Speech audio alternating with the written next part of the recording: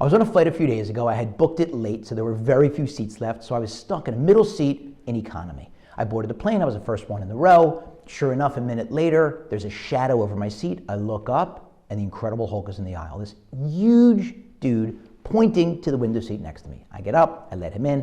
He sits down, and then I attempt to sit down in what's left of my seat, which is about 50%. Flight takes off. He falls asleep. He's sleeping like a baby in his 1.5 seats, and I am incredibly uncomfortable, crushed next to him, trying very hard not to hate him. Come on, dude, buy a business class seat, buy 2 seats. Shortly before the flight, the captain gets on the intercom, says we're beginning our descent, fasten your seatbelts, put the tray tables up, seat backs, and this guy awakens. And he asks me a question, we start a conversation. And there's the usual, where are you from, what do you do? Turns out, he's a police officer. In the town right next to the one where I live, a town that has stores that I patronize, a town that I cut through often on my way to and from the highway, which means that as part of this fellow's job, he's protecting me and my loved ones. I had an instantaneous perspective shift. Guy protecting me and my family? I'll give up half my seat to him any day. I thanked him for his service, told him how much I appreciated it. We continued our conversation until we landed, walked off the plane together, exchanged contact information. I made a new friend.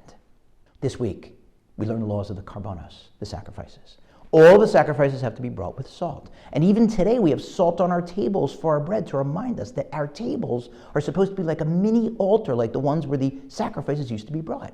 What's the importance of salt?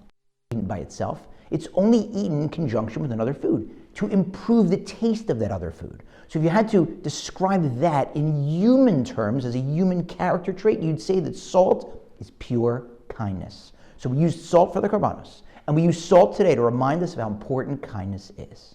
But when we talk about kindness, we usually think about giving something to someone else, doing something for someone else. There's another type of kindness. It's the kindness of the mind, giving someone the benefit of the doubt, whether it's when you just meet them or whether it's someone that you know well. Instead of leaping to conclusions, forming conclusions about a stranger instantaneously, which are often negative, or making snap decisions about a loved one or someone we know well after they've done something wrong, instead, grant them one of the ultimate kindnesses, the kindness of the mind, judge them favorably, give them the benefit of the doubt.